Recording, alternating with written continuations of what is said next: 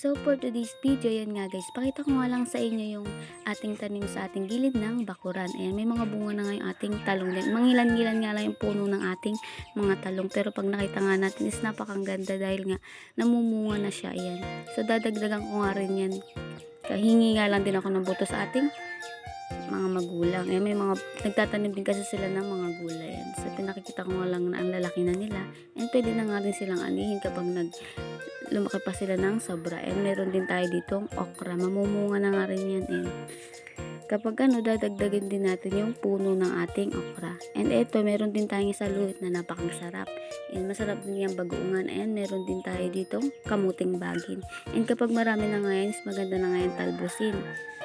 And meron din tayo ditong mga kamatis na napakang sarap nga nito kapag hinog na. Pwede natin yan ihalo kapag hinog nga sa ampalaya na may itlog. And marami pa nga iba. And ayan, meron din tayo dito nakapunla. Ayan, marami din yan. May mga punla ako dyan na mustasa. And sana nga is tumubo. And meron din tayo ditong luya.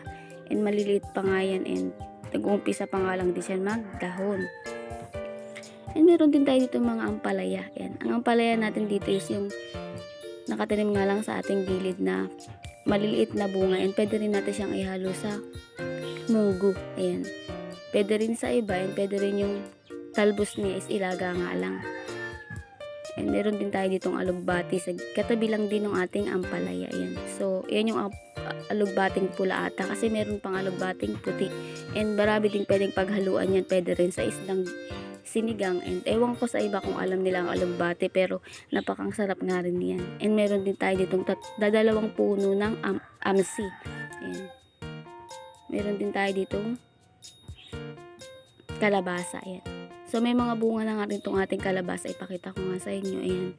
So mangilan-ngilan na nga rin yung mga bunga niyan. And nakakatuwa lang tignan na nagbubunga na sila. And dito pa sa ating gilid ng ating bakuran. Ayan. So update ko nga kayo dito kapag nagsilakihan na sila and pwede na natin silang anihin.